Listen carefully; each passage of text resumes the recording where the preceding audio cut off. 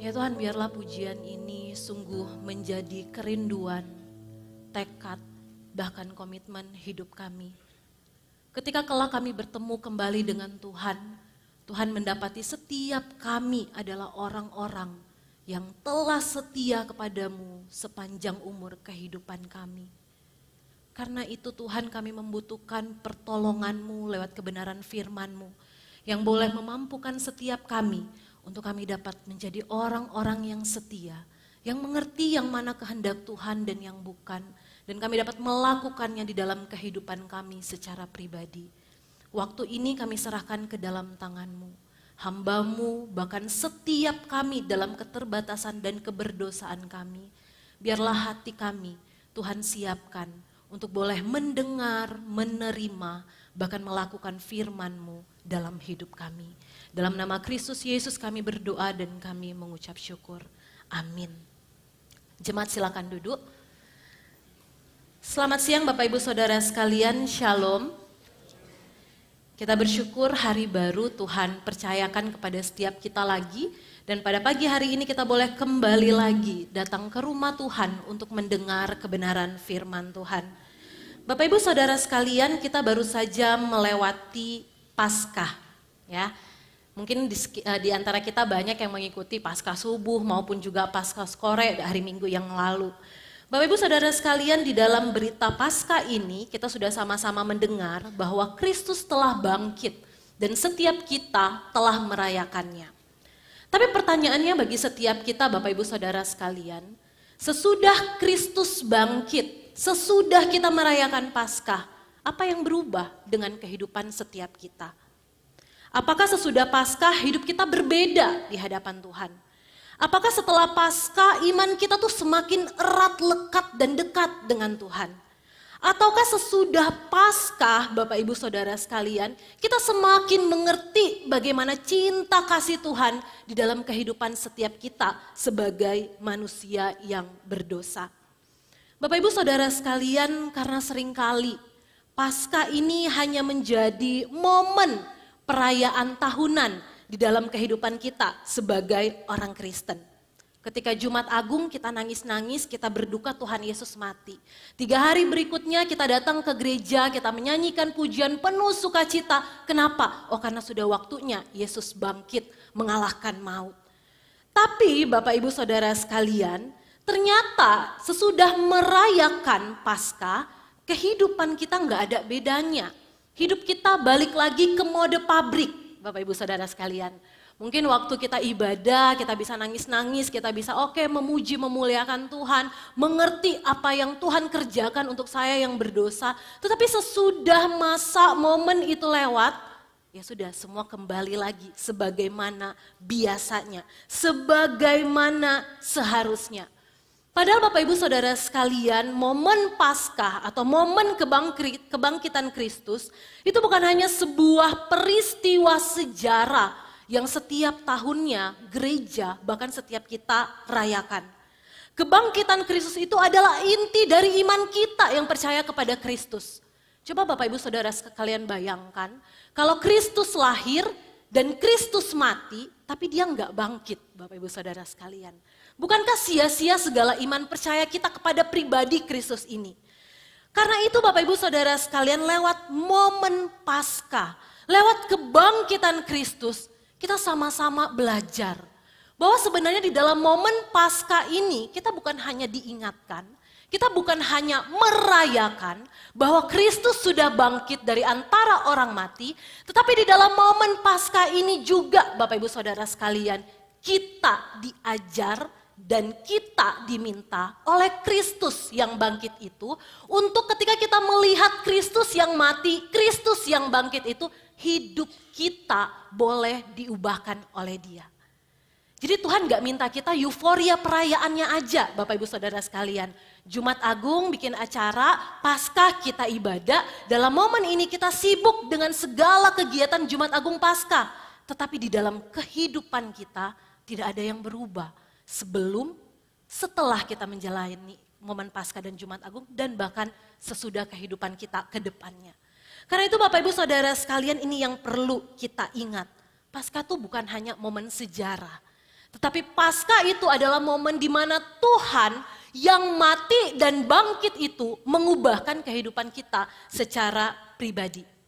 Dan di dalam Injil Yohanes menunjukkan satu momen yang begitu indah, Bapak Ibu Saudara sekalian. Perjumpaan Maria Magdalena dengan pribadi Kristus yang bangkit. Bapak Ibu Saudara sekalian, Maria Magdalena ini bukan rasul besar. Maria Magdalena ini bukan tokoh penting. Maria Magdalena ini bukan pemimpin gereja atau orang yang dihargai, dianggap dan diakui pada waktu itu. Tetapi ternyata Maria ini adalah orang pertama yang Tuhan pakai untuk dia dapat berjumpa dengan pribadi Kristus yang bangkit. Dan sesudah perjumpaannya dengan Kristus yang bangkit itu, hidupnya tidak sama lagi sebelum dia melihat Kristus yang bangkit itu. Mari bersama kita membuka firman Tuhan dari dalam Injil Yohanes pasalnya yang ke-20, ayatnya yang ke-11 sampai ayatnya yang ke-18. Injil Yohanes pasalnya yang ke-20, ayatnya yang ke-11 sampai ayatnya yang ke-18. Bapak Ibu Saudara sekalian, kita akan membacanya secara bertanggapan. Mari kita membuka Alkitab kita masing-masing. Dari Injil Yohanes pasalnya 20 dimulai dari ayat 11, saya ayat ganjil, Bapak Ibu Saudara sekalian ayat genap, begitu seterusnya. Yesus menampakkan diri kepada Maria Magdalena. Namun Maria berdiri di luar kubur itu dan menangis. Sambil menangis ia menjenguk ke dalam kubur itu.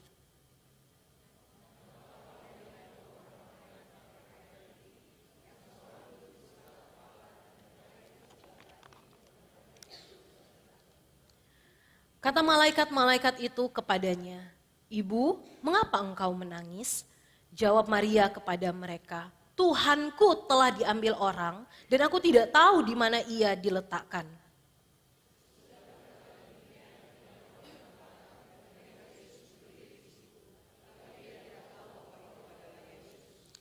Kata Yesus kepadanya, "Ibu, mengapa engkau menangis? Siapa yang engkau cari?" Maria menyangka orang itu penjaga taman, lalu berkata kepadanya, "Tuan, jikalau Tuan yang mengambil dia, katakanlah kepadaku di mana Tuan meletakkan dia supaya aku dapat mengambilnya."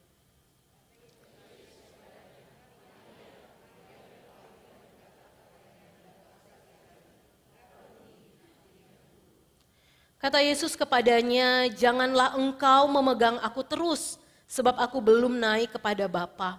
Tetapi pergilah kepada saudara-saudaraku dan katakanlah kepada mereka bahwa sekarang aku akan naik kepada Bapakku dan Bapamu, kepada Allahku dan Allahmu."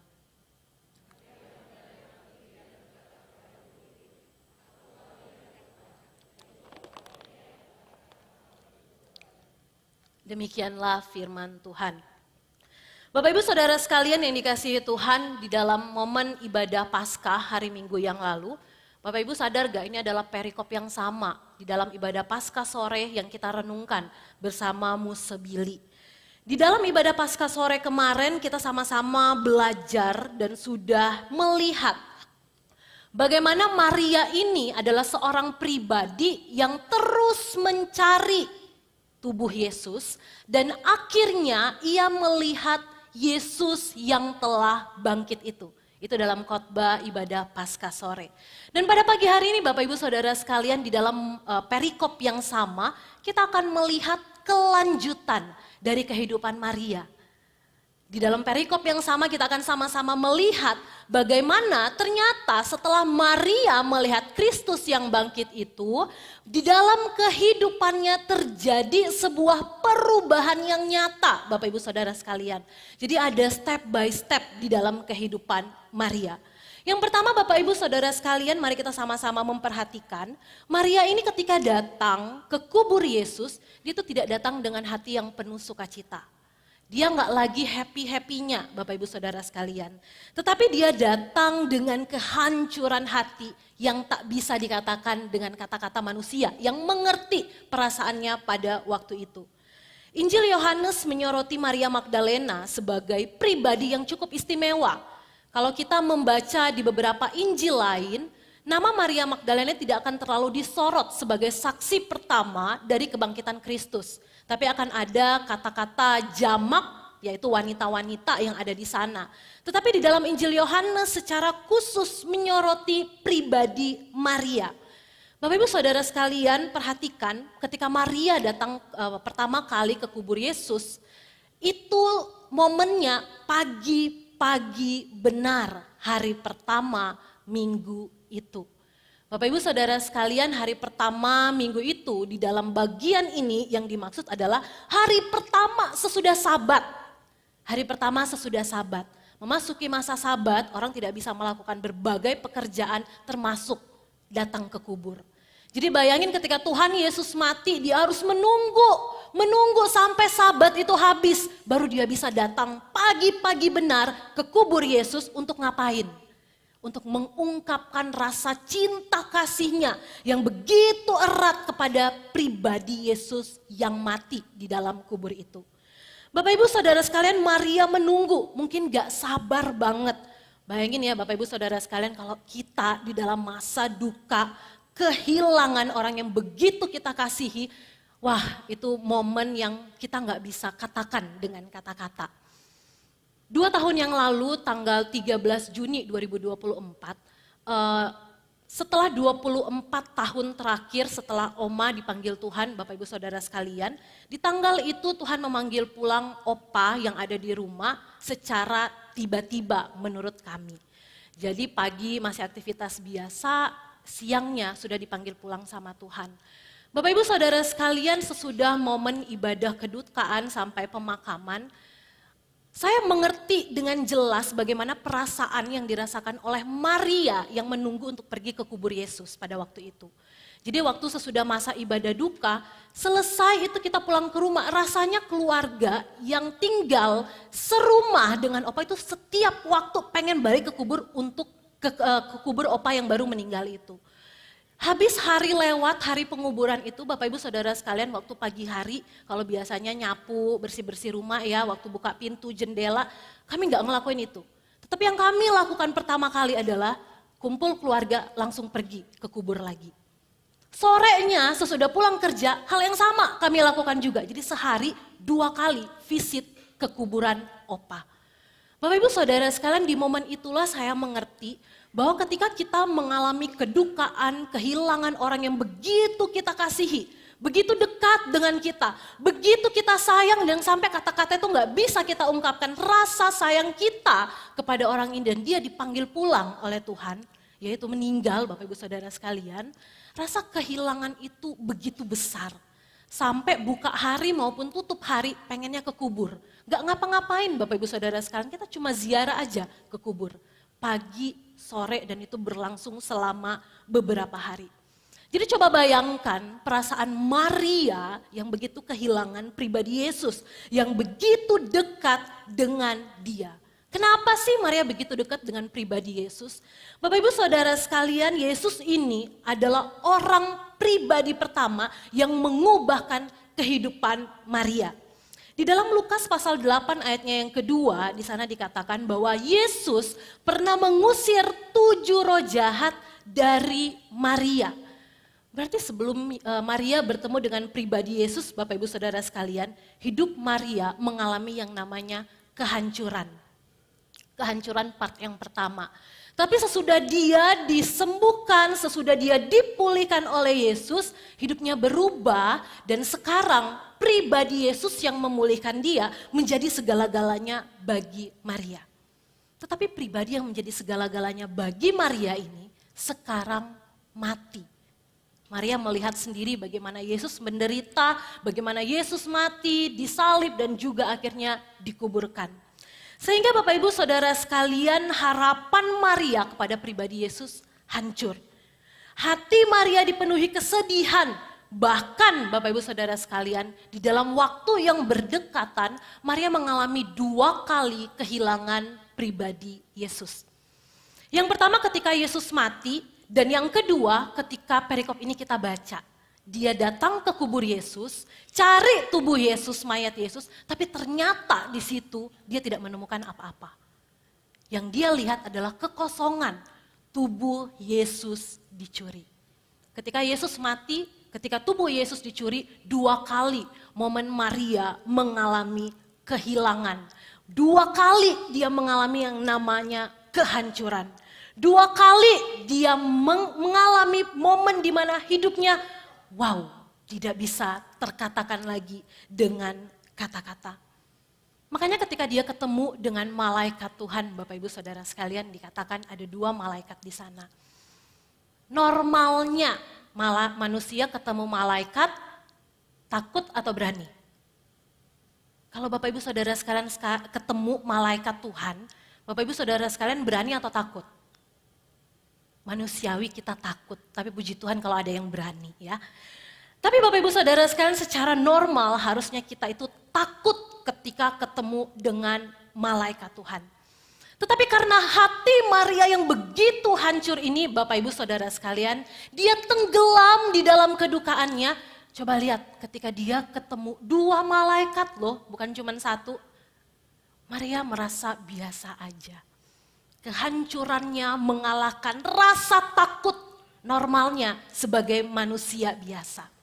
Bahkan dia ngomong sama malaikat Tuhan itu, mereka telah mengambil Tuhanku dan aku tidak tahu di mana mereka meletakkan dia.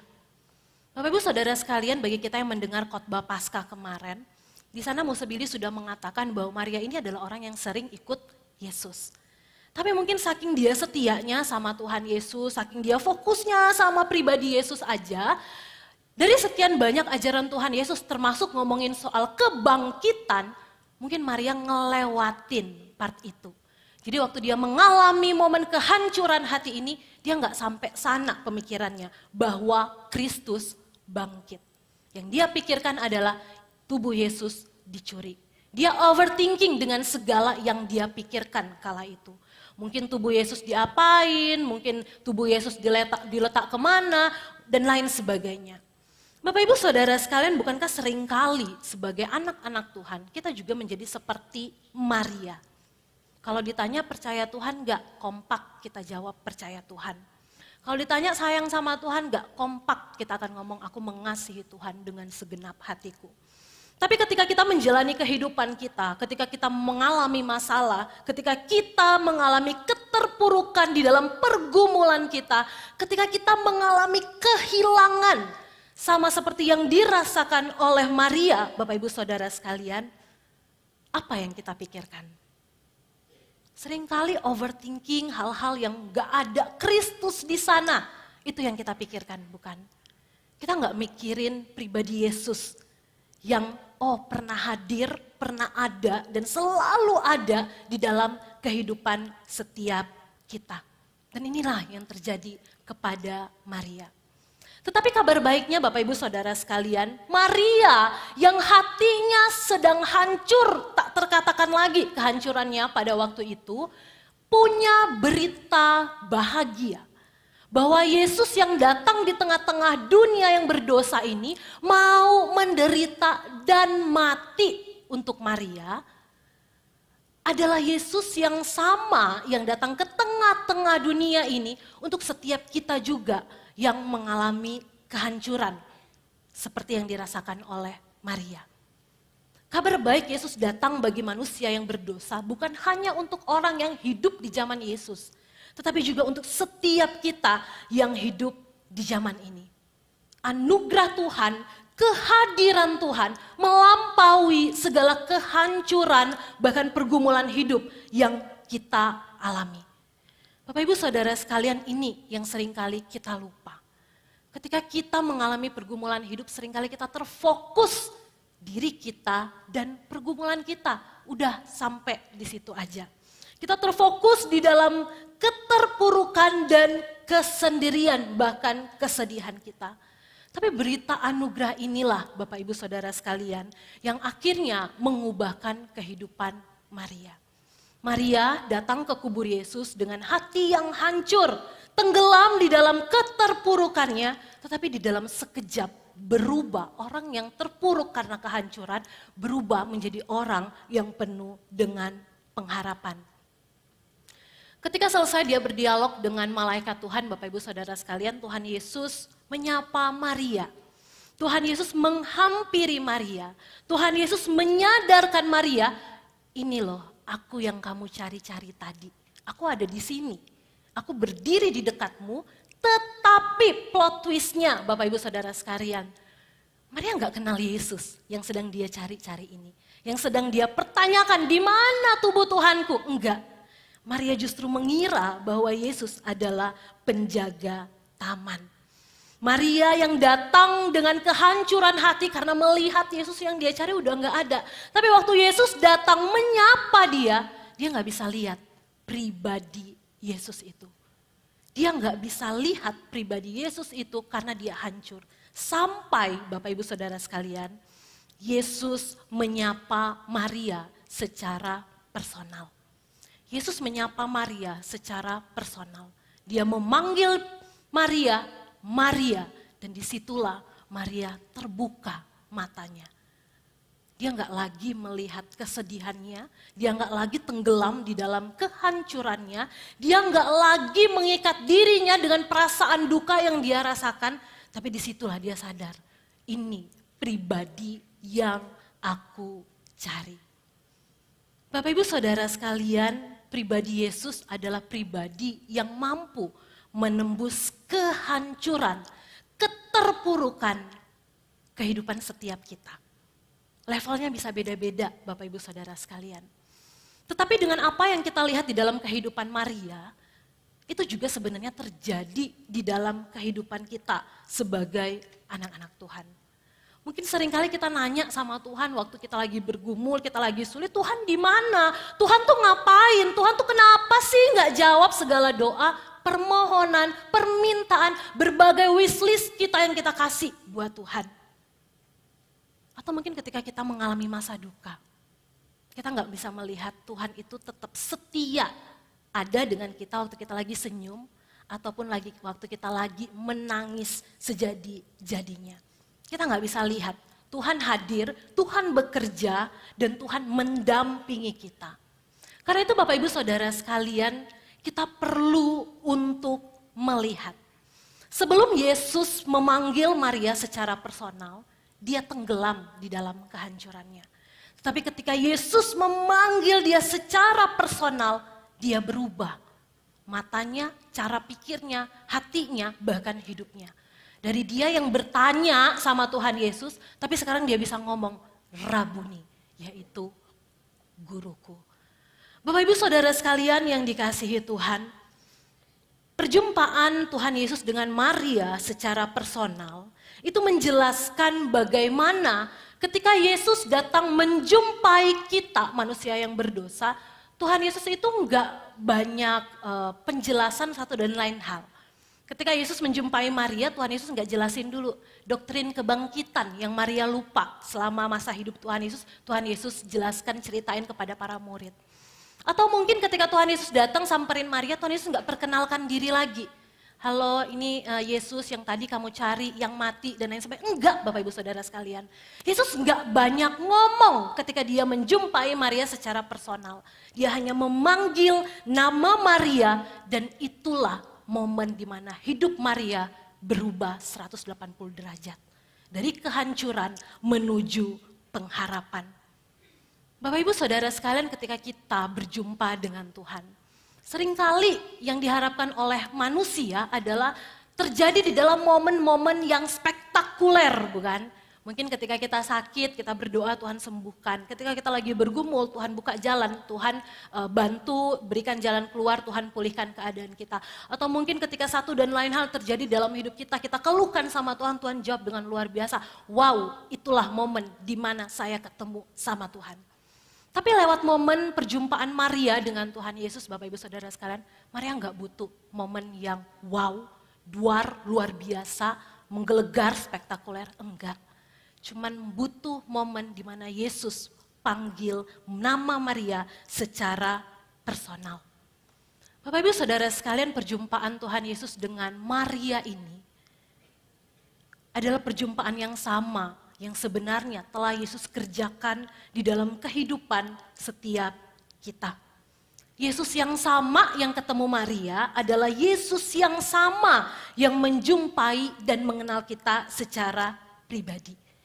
Dia kenal gak cuma nama kita, gak cuma keluarga kita, gak cuma pergumulan kita, happy-nya kita, kerjaan kita, kehidupan kita. Tapi dia juga mengenal keseluruhan kehidupan kita secara pribadi. Yesus kenal kita secara personal.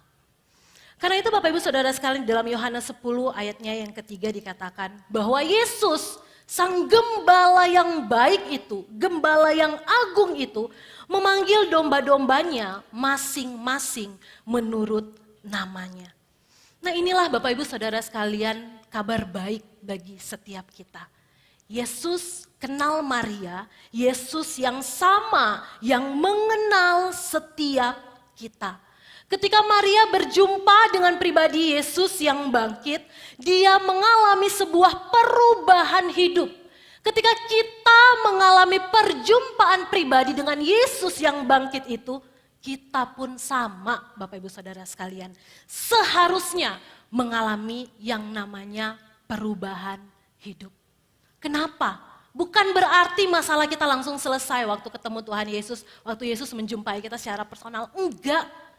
Tetapi ketika kita melihat pribadi Yesus sebagai Tuhan Juru Selamat yang hidup dan penuh kuasa, berdaulat penuh atas kehidupan kita, kita sadar di dalam Dia ada yang namanya pengharapan. Kalau kita tenggelam terus di dalam kehancuran, di dalam kesedihan, di dalam pergumulan kita, Bapak Ibu sadar sekali kita gak akan pernah menemukan yang namanya pengharapan. Karena kita terfokus mata kita kepada satu titik di bawah mata kita, masalah kita. Bukan kepada yang di atas, pribadi Yesus yang sejati yang selalu ada di dalam kehidupan kita. Dan inilah yang mengubahkan Maria, Bapak Ibu Saudara sekalian.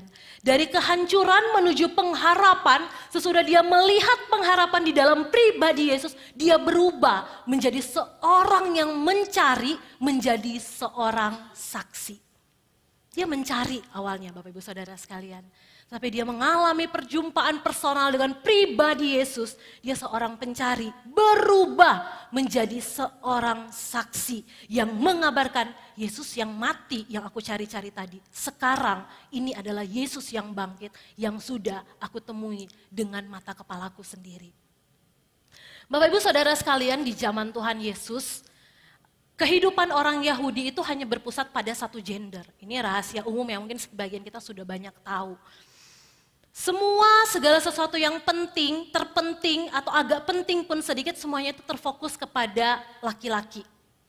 Jadi termasuk ke jabatan keagamaan atau mungkin kepemimpinan atau mungkin dan lain sebagainya, semuanya itu posisinya cuman laki-laki. Wanita di zaman itu tidak dianggap, bahkan tidak masuk hitungan. Bahkan Bapak Ibu Saudara sekalian, kalau orang Yahudi mau ditanyain di rumah ada anak berapa, orang Yahudi hanya akan jawab jumlah anak laki-laki yang ada di rumah mereka. Jadi anak perempuan itu nggak pernah masuk di dalam hitungannya.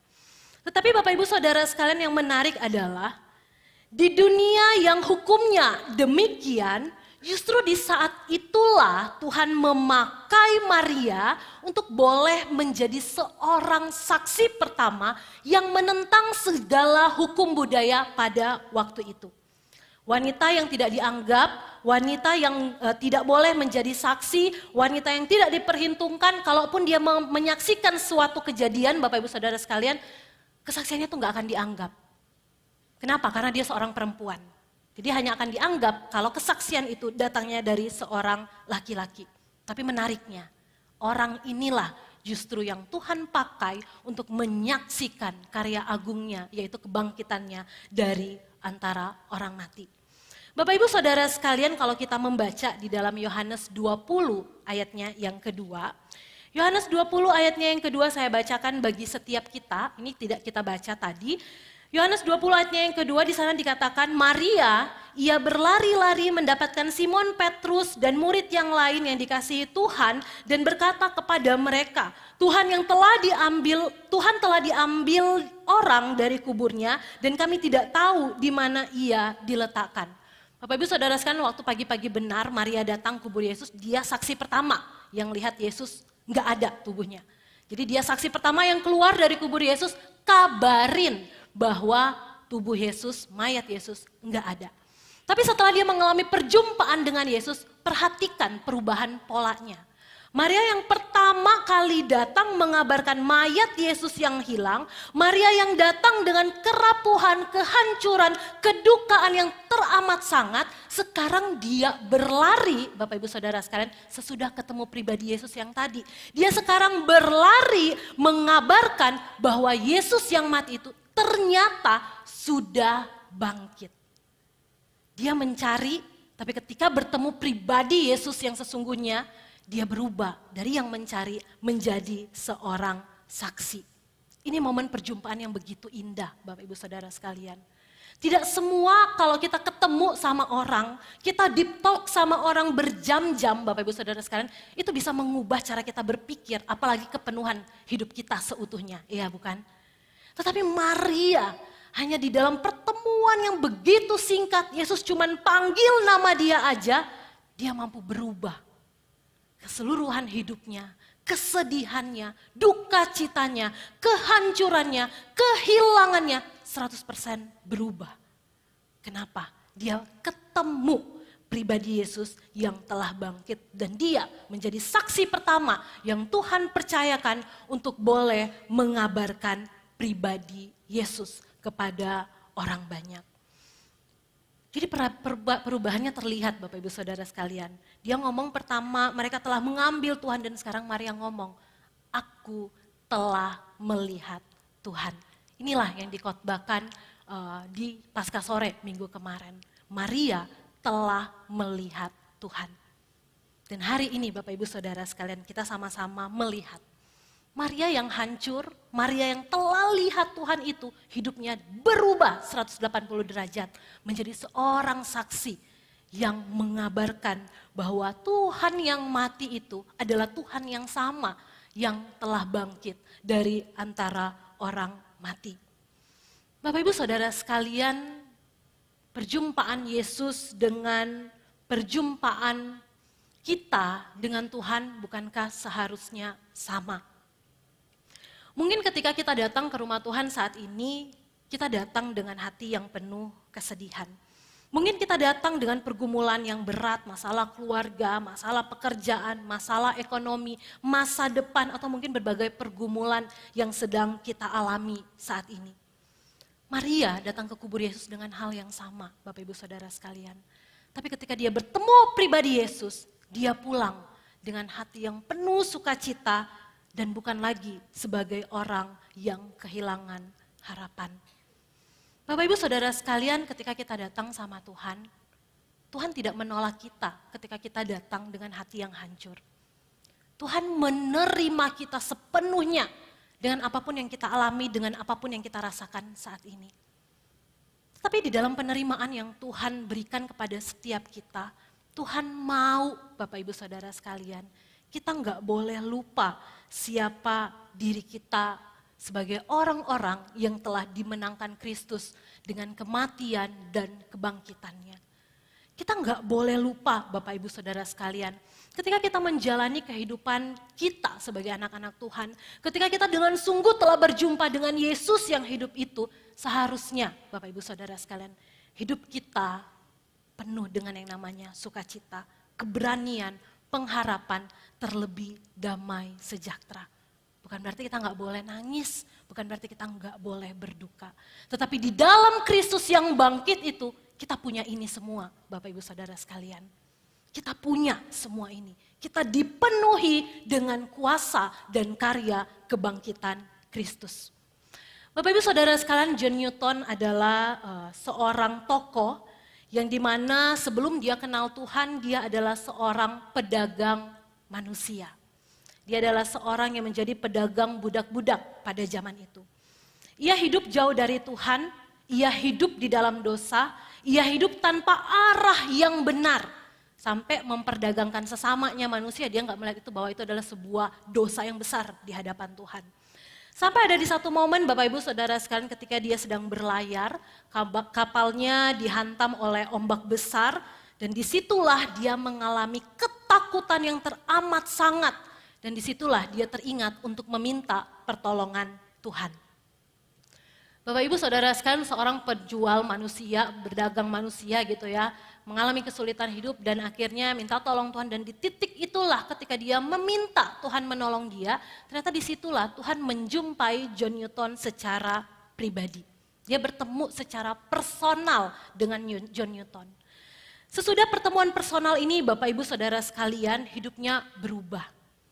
Ia bertobat, dia perlahan meninggalkan kehidupan lamanya dan dia menjadi seorang asisten pendeta yang mengabarkan Injil Kristus kepada orang banyak, terlebih orang-orang yang miskin pada waktu itu. Sampai ada di satu titik di dalam kehidupannya Bapak Ibu Saudara sekalian, perubahannya begitu drastis. Dulu dia seorang penjual budak, pada waktu itu akhirnya ketika ketemu Kristus, dia menjadi seorang yang menolak segala penjualan atau perdagangan manusia. Dia menjadi orang yang mengabarkan Injil Kristus dan di saat yang sama menentang pekerjaan lamanya. Ia terus berkhotbah dari ketika dia berjumpa dengan pribadi Yesus sampai dia dipanggil pulang sama Tuhan. Bahkan di tahun-tahun terakhir hidupnya Bapak Ibu Saudara sekalian, ia menjadi seorang yang buta karena keterbatasan sakit penyakit dan orang yang begitu lemah. Tetapi di dalam diri John Newton yang telah diubahkan oleh Tuhan, yang telah bertemu dengan pribadi Kristus yang bangkit itu, Bapak Ibu Saudara sekalian, kita bisa mendengar satu lagu yang begitu indah, yaitu Amazing Grace.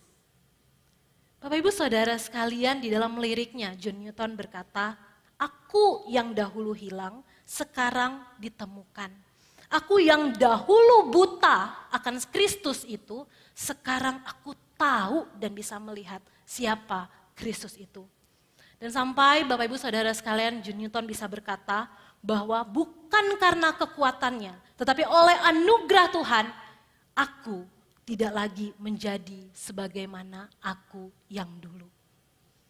Bapak Ibu Saudara sekalian, ini adalah perubahan yang nyata yang menjadi kesaksian di dalam diri John Newton. Seorang pedagang budak berubah menjadi seorang pekabar Injil karena pertemuan pribadi dengan Kristus. Maria, seorang yang mengalami kedukaan dan kehancuran, bertemu Kristus, berubah menjadi seorang yang setia dan orang pertama yang mengabarkan Kristus telah bangkit. Bapak Ibu Saudara sekalian, Kristus yang sama yang menjumpai Maria dan John Newton adalah Kristus yang sama yang mau menjumpai kita secara pribadi. Sesudah momen Paskah, sesudah momen Jumat Agung, pertanyaannya buat kita, sudahkah kita bertemu secara pribadi dengan Yesus yang mati dan bangkit itu? Sudahkah hidup kita diubahkan sepenuhnya oleh Kristus yang bangkit itu? Atau ternyata Bapak Ibu Saudara sekalian, kalau detik ini pertanyaan ini dipertanyakan kepada setiap kita, kita kompak menjawab, aku masih sama seperti yang dulu. Padahal kita sudah melihat, menerima, merasakan Yesus bangkit dan kuasa kebangkitannya telah kita terima. Bapak Ibu Saudara sekalian, Karl Barth pernah berkata bahwa orang yang sungguh berjumpa dengan Kristus, dia tidak akan bisa berdiam diri. Dia akan menjadi saksi Kristus sepenuhnya di dalam kehidupannya. Seberapa jauh hidup kita bersaksi untuk Yesus saat ini, Bapak Ibu Saudara sekalian. Seberapa jauh orang bisa lihat kita adalah orang pengikut Kristus. Seberapa jauh cara hidup kita, cara pikir kita, kata-kata kita, tindakan kita menggambarkan aku saksi Kristus. Seberapa jauh pelayanan yang sibuk kita kerjakan mampu menggambarkan aku adalah saksi Kristus.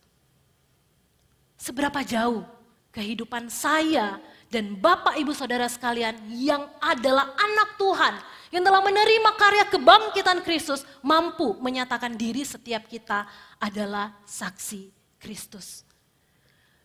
Bapak Ibu Saudara sekalian, tidak ada satupun orang yang dapat menjadi saksi Kristus yang mati dan bangkit itu kalau ia belum mengalami perjumpaan yang sejati dengan Kristus itu sendiri. Ini pertanyaan besar buat kita, pertanyaan besar buat setiap kita. Sudahkah saya menjadi saksi Kristus? Sudahkah hidup saya menggambarkan Kristus yang bangkit itu dan karyanya dalam hidupku sebagai manusia yang berdosa? Sudahkah saya mengerjakan amanat agung yang Kristus minta? Bukan hanya untuk para muse, semu, cuantau, pengurus gereja, majelis, aktivis untuk mengerjakan amanat agung ini. Tetapi Yesus yang bangkit itu meminta setiap kita, tidak ada satupun yang terkecuali, mengerjakan isi dari ayat ini. Mari kita membacanya secara bersama-sama dengan lantang Bapak Ibu Saudara sekalian. Matius 28 ayat 19 sampai 20, 1, 2, 3. Karena itu pergilah, jadikanlah semua bangsa muridku, dan baptislah mereka dalam nama Bapa dan Anak dan Roh Kudus. Dan ajarlah mereka melakukan segala sesuatu yang telah kuperintahkan kepada. Dan ketahuilah, aku menyertai kamu senantiasa sampai kepada akhir zaman. Kalau kita sudah berjumpa dengan Kristus secara pribadi, Bapak Ibu Saudara sekalian, kita adalah orang-orang yang Yesus minta pergi. Lewat kehidupan kita, jadikanlah semua bangsa muridku. Biarlah Kristus yang telah bangkit itu, Bapak Ibu Saudara sekalian, boleh terus menjadi panutan kehidupan kita ketika kita menjalani kehidupan yang Ia percayakan di dalam kehidupan kita masing-masing. Entah itu di dalam keluarga, di dalam pekerjaan, di dalam studi, di dalam pelayanan, atau dimanapun Tuhan menempatkan setiap kita.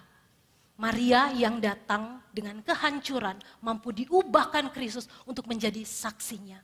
Kita yang berdosa ini mampu diubahkan Kristus menjadi orang-orang yang menerima anugerahnya dan dipakai untuk menjadi saksinya.